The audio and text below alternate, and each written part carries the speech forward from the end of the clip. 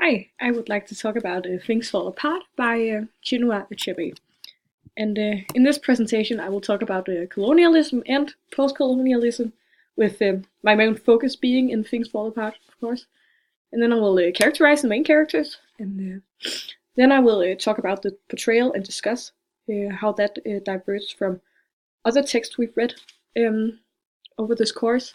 And then at the end, I will kind of characterize and touch upon Achebe's writing style. Um, and quickly to just summarize Things Fall Apart, it was written in 1958, and we know it takes place during the 1890s in an Igbo city called Umuofia, which was a British colony at the time. And we know that the main character is called Okonkwo, and he is an African traditionalist, and he has been sent away from his village for 7 years in exile because he accidentally killed a boy. And when he comes back to the village after those 7 years, he expects it to be how he left it, but to his despair, he finds that the village has changed, and that is due to a white missionary called Mr. Brown. And the text is about colonization's effect on African tradition, and also how imperialism and European culture and influence changed the culture in Africa. Um, And then I will characterize the main character, Okonkwo. I hope you can see the quote at the end, else I will read it out loud. But yeah, as I mentioned, Okonkwo is an African traditionalist, and he does not cope well with Mr. Brown's idea. In fact, he resents them. And he is one of the only people in the village who refuses to speak to Mr. Brown. He says that as soon as he had learned of Okonkwo's return 5 months earlier, the missionary had immediately paid him a visit, but Okonkwo had driven him away with the threat that if he came back to the compound again, he would be carried out of it. Um, and that and that's the difference between him and the other people in the village, because they have started to warm up to Mr. Brown and his ideas. And Okonkwo also relies on his strength and his masculinity. The very last line of the extract says, "He mourned for the clan which he saw breaking up and falling apart, and he mourned for the warlike men of Mofia who had so unaccountably become soft like women." Um, so his values are not regarded as highly anymore, and he blames colonization and Mr. Brown for that change. And it's not unreasonable when you look at it from Okonkwo's perspective, because Mr. Brown is a white missionary, but uh, he the village warms up to him because of his accommodating and his compromising nature. Yeah. So it says that, and so Mr. Brown came to be respected even by the clan because he trod softly on its faith. So here we can see that the compromise works, and it is especially enhanced in a conversation he has about religion with another person from the village, a great man called Akuna. And it says about the conversation that neither of them succeeded in converting the other, but they learned more about their different beliefs. So it's clear that it's a constructive conversation. Um, and another interesting point about this conversation is that Achebe meddles African and European culture. He uses his Christian knowledge when Mr. Brown says this to Akuna: "You said one interesting thing. You are afraid of Chukwu. In my religion, Chukwu is a loving father and need not be feared by those who do his will." And Chukwu refers to the highest of the Igbo gods.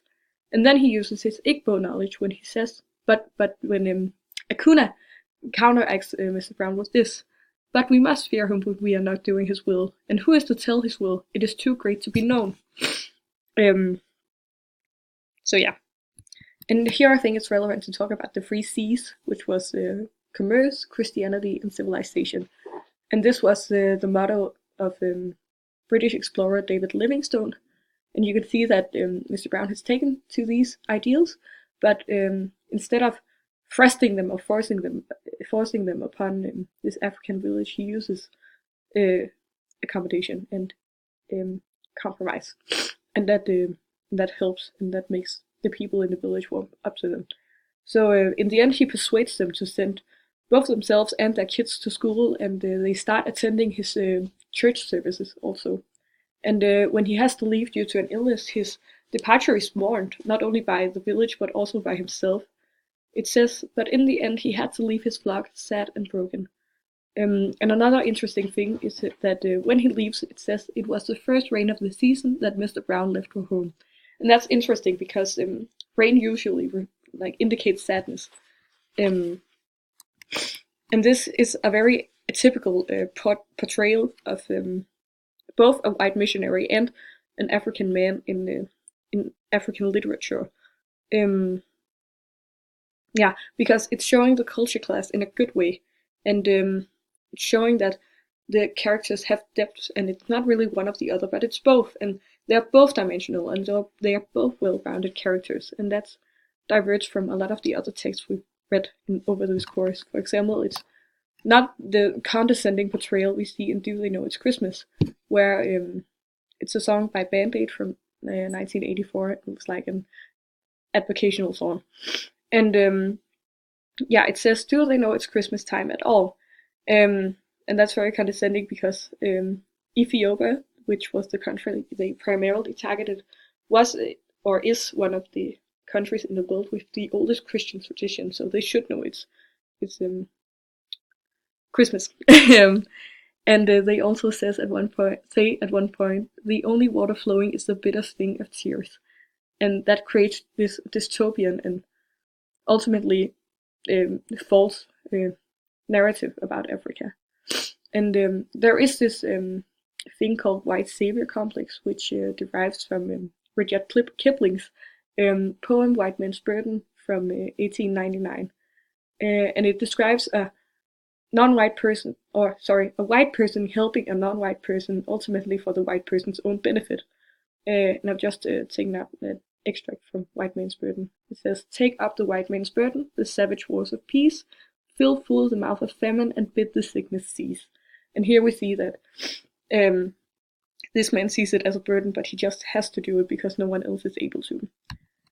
And but it's not the condemning portrayal we see in The Tempest either, where Caliban, the outcast, must conform to survive. So it does not really praise or condemn either person or either system, because we see the faults in both of them, and that's very interesting and nuanced. And then I'd like to touch upon the historical context of the story just quickly, because there is of course the historical context of the colonization of Africa in the late 19th century, in which the story takes place. But it was also written in 1958, just as European powers were giving up their colonies, and Achebe, who is Nigerian, found himself divided between these two worlds of colonialism and post-colonialism, kind of like Okonkwo does in the story. And you can see that reflected in Achebe's writing style. It says in another text he wrote from 2012 called The World of the Writer. It says that he used the colonizer's tools, his language altered sufficiently to bear thee of an African creative aesthetic, infused with elements of the African literary tradition. And he also says in an interview that if there's one point of view, fine, there will be a second point of view. And also, I am concerned about the people whose story I'm telling.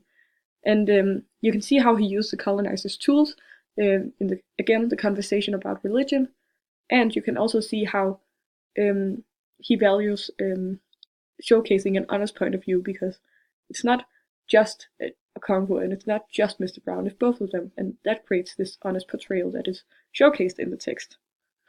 And he also says in The World of the Writer that a major objective was to challenge stereotypes, myths, and the image of ourselves and our continent, and to recast them through stories. And ultimately he manages to do that, because the novel manages to convey an honest and an important portrait, because it was the first of its kind when this book came out.